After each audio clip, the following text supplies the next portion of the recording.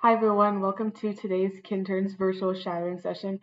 Today we're going to be shadowing Arsh. He works as a student team trainer at the SFU Physio Clinic. I'm just going to do some announcements before he starts. So this is actually the last session before summer. We're going to take a break of virtual shadowing for the summer, and then it's going to start back up again in September. We will also do in-person shadowing as well, starting in the fall. So stay tuned for that. I'll post information on the website and also on the Instagram of how to apply and all that stuff. Uh, I'm also going to continue the Learn series during the summer. So if you guys have any questions about like anything to do with post grad or even like just undergrad studies and workplace stuff like day in the life of a physio or something, then just message me on or message Kinterns on Instagram, or you guys can send an email. Yeah, so that's it. One disclaimer though is Arsh goes to Simon Fraser University, so some of his information might be specific to that university, but generally it might be like transferable across universities. So just keep that in mind when you guys are watching. Thanks and see you in the fall.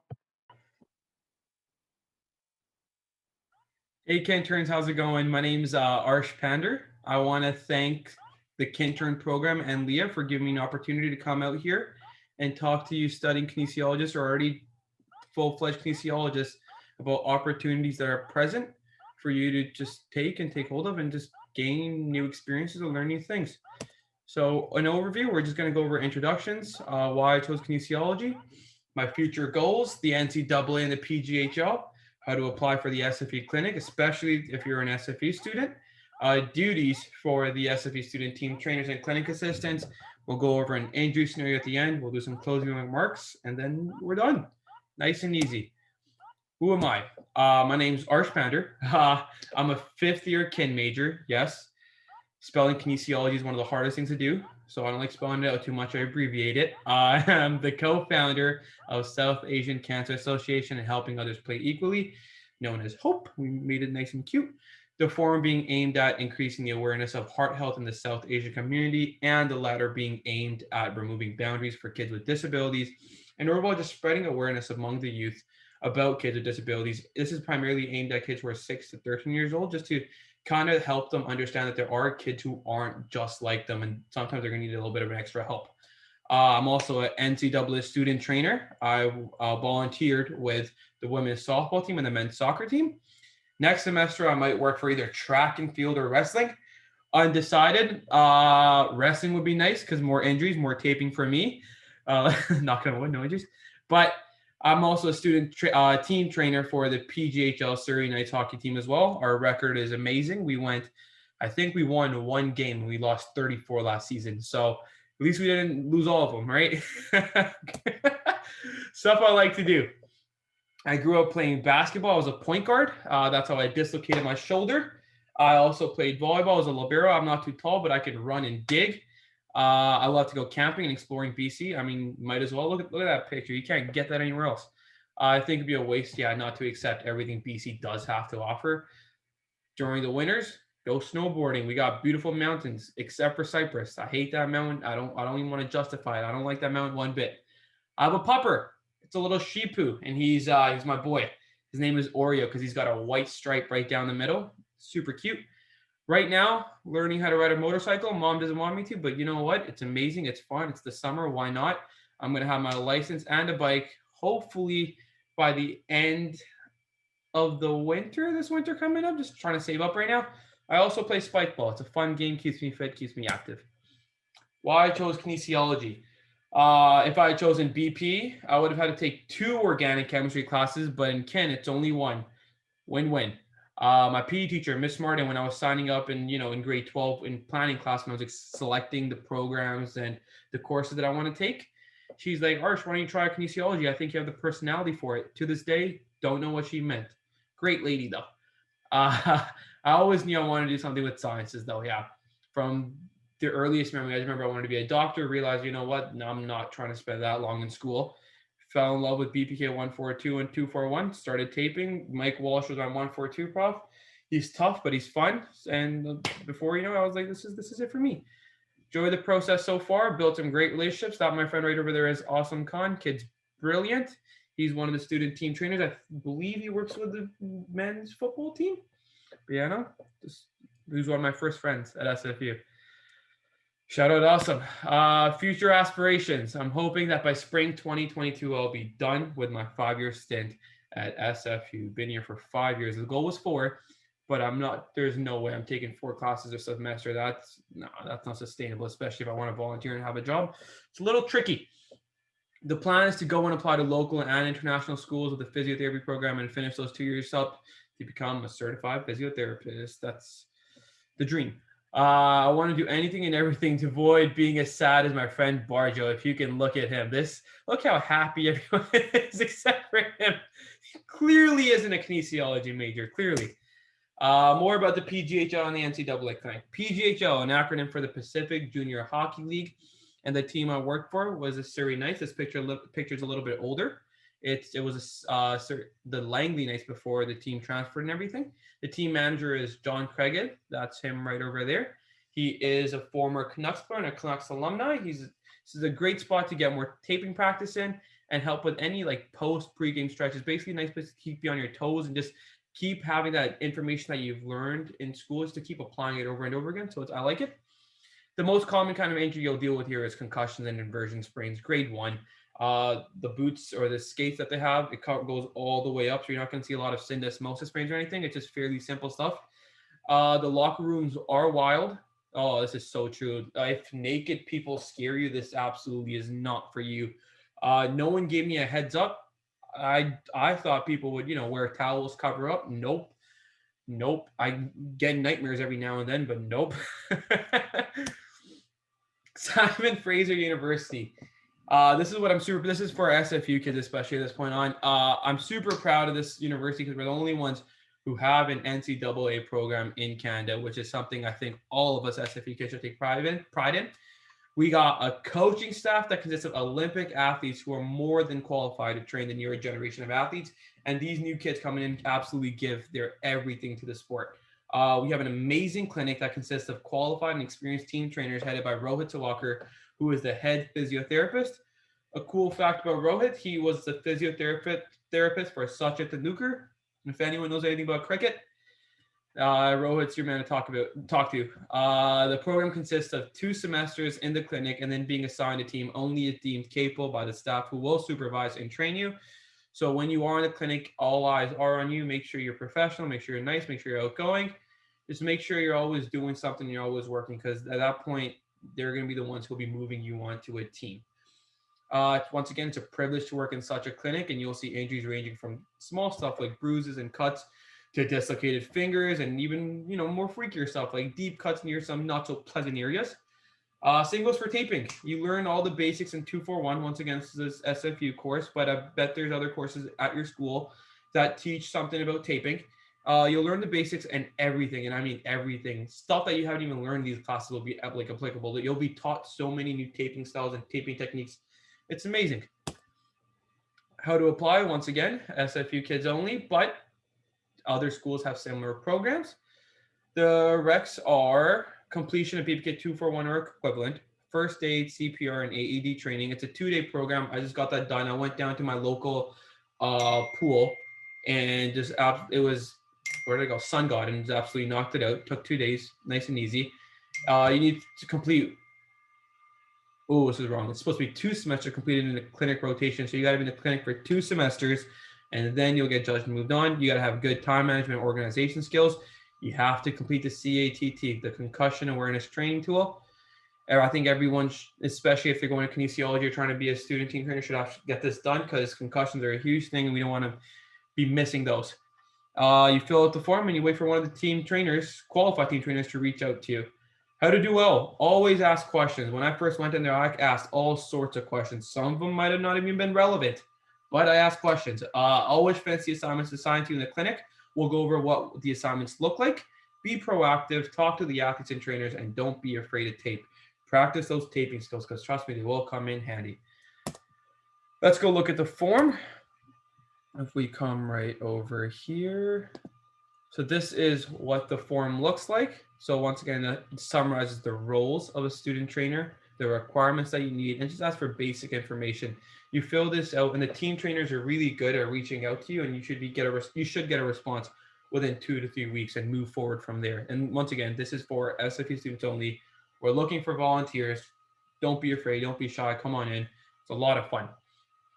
And let's go back to the PowerPoint, the current slide. Here we go. Duties of a clinic assistant. The first 2 semesters, you check in with athletes and you inform the trainers that they're here to see. So you're always going to be taking their temperature, scanning them, making sure they have their badges and everything. Sanitize, especially during times of COVID. Sanitize. You got to prepare hot and ice packs. Ice packs are easy. Hot packs burn your fingers.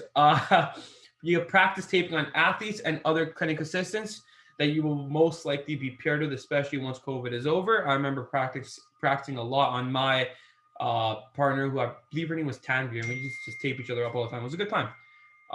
Finish assignments. There's one due every shift, so make sure you're always on top of that. It's just basically a way of, some people only work at the clinic one day or volunteer at the clinic one day a week.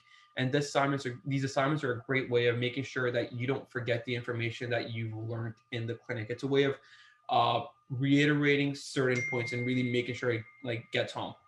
You get familiar with the clinic. It is a big clinic, and there's many cupboards and many cabinets that you're gonna have to get familiar with what's inside and what's not. And I feel like it's a good thing too, because when you have an athlete come inside and you know exactly where everything is, it looks a lot more professional and it helps the athlete trust you more.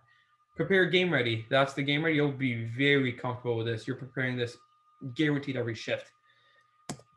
Let's go look at some of the questions. We'll just go over one of them. It's fairly straightforward stuff, but it's not about the difficulty. It's just about reiterating some points back home. So this is what they kind of are breaking down in as to what you'll be learning in every week.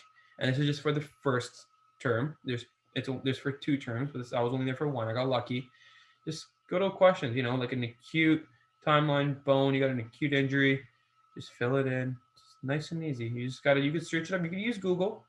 And then you also learn skills, so ice pack, heat packs, compression. You're going to learn how to do all of this. But yeah, there's a lot more. So there's one for every week. If it loads, there you go. And once again, SFU students only, but there are similar programs for other schools out there. Let's get back. Duties of a student team trainer. You got to show up half an hour early to the clinic and tape the athletes you are working with. By they, I meant just the team trainers. But so the athletes will come in before their training or before their practice, and they will want to get taped up. And sometimes the team trainers, the certified team trainers for that team who are in charge of that team will be preoccupied. So they'll delegate the duties to the student team trainers to tape. So you always have to be there early. Make sure the medical kit for the team is always stocked, because you don't want an injury happening and you not to be ready. Once COVID is over, you will get to travel with the team. Expenses paid, nice little hotel rooms, maybe a hot tub, who knows? You're always the first on the scene to assess the injury, so you got to know what you're doing at that point. But by 2 semesters of training, trust me, you will.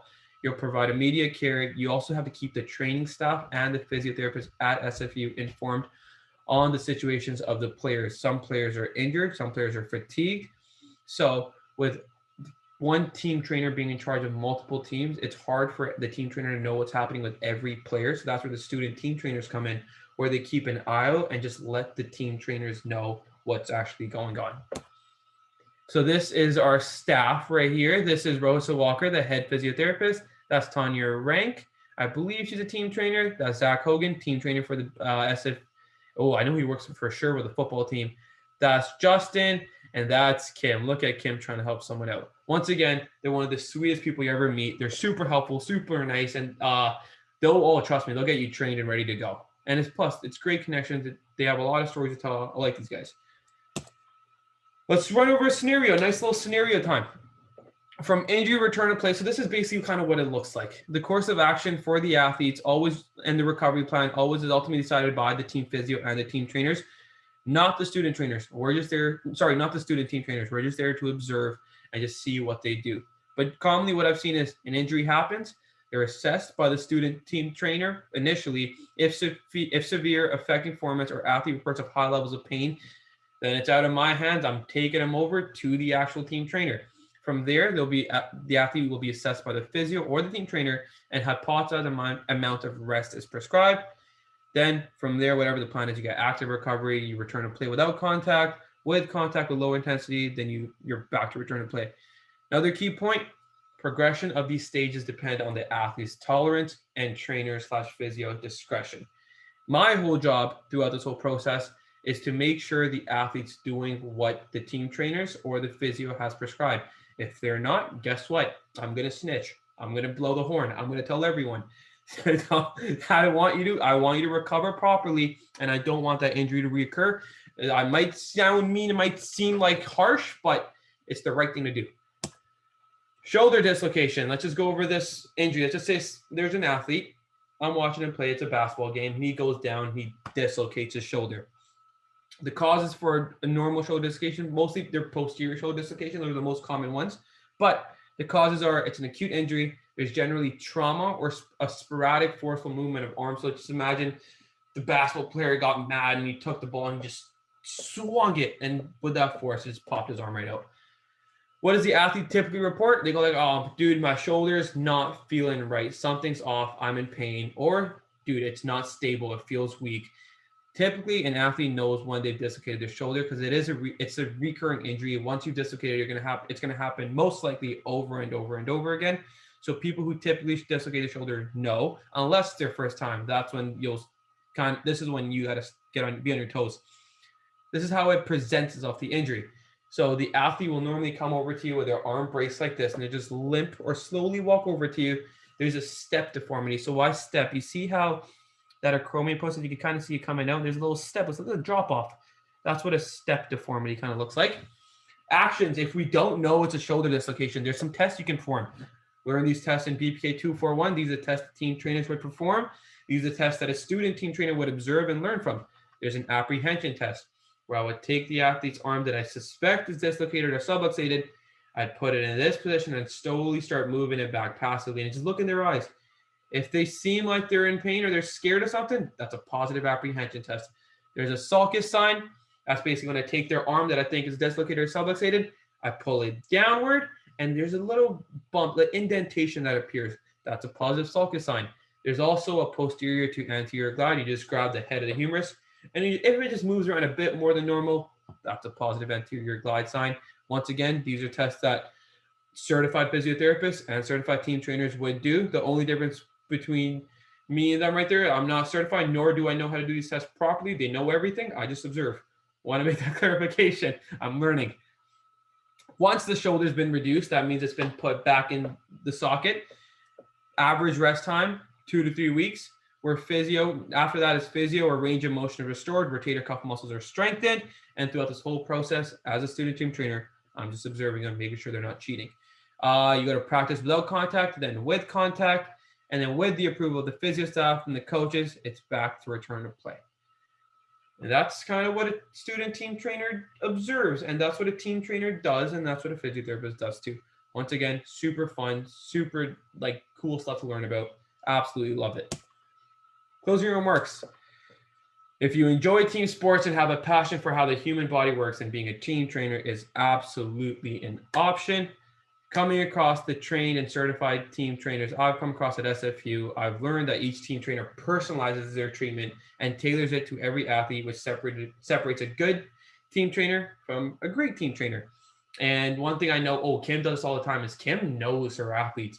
I mean, all the team trainers do, but Kim really knows how to tailor her conversation to all of them. And Kim's always got this high energy, and I really like that, how she tailors it to every athlete and how it just works.